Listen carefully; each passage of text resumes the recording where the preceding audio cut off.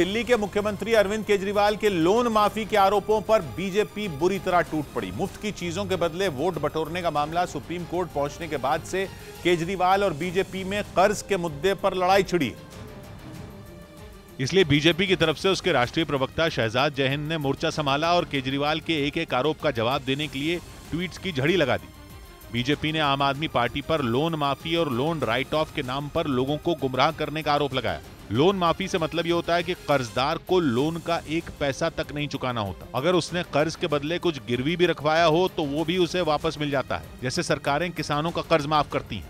BJP ने दो टूक कहा कि केजरीवाल के आरोप बिल्कुल झूठे हैं क्योंकि सरकार ने कोई लोन माफ नहीं किया है। उल्टा उसने दावा किया कि उसकी सरकार की मजबूत कोशिश की वजह से बैंकों ने बीते 8 साल में 8,60,000 करोड़ रुपए से ज्यादा के बैड लोन वसूल किए।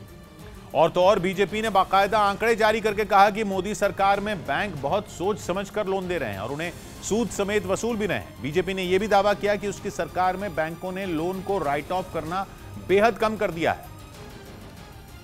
और इसके सबूत के तौर पर आरबीआई के आंकड़े भी जारी किए।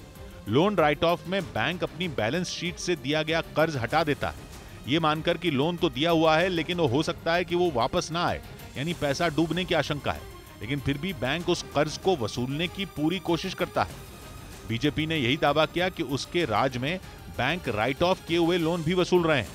मगर बीजेपी ने सिर्फ आम आदमी पार्टी को ही आड़े हाथ नहीं लिया बल्कि कांग्रेस को भी लपेटे में ले लिया। उसने आरोप लगाया कि यूपीए सरकार में बैंकों की हालत खराब थी और ट्वीट किया कि आरबीआई के पूर्व गवर्नर रघुराम राजन, जिन्हें यूपीए ने ही नियुक्त किया था, उन्होंने भी उस दौरान बैंकों के काम करने के तरीके पर सवाल उठाए थे।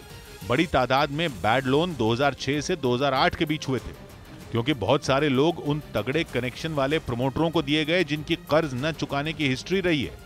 बीजेपी ने आरबीआई की तरफ से जारी किए गए आंकड़े पेश करके यह भी साबित करने की कोशिश की कि साल 2013-14 में यूपीए सरकार के दौरान बैंकों से लिए 1.32% लोन में धोखाधड़ी हो रही थी, लेकिन मोदी सरकार उसे कम करके साल 2021-22 में 0.05% पर ले आई।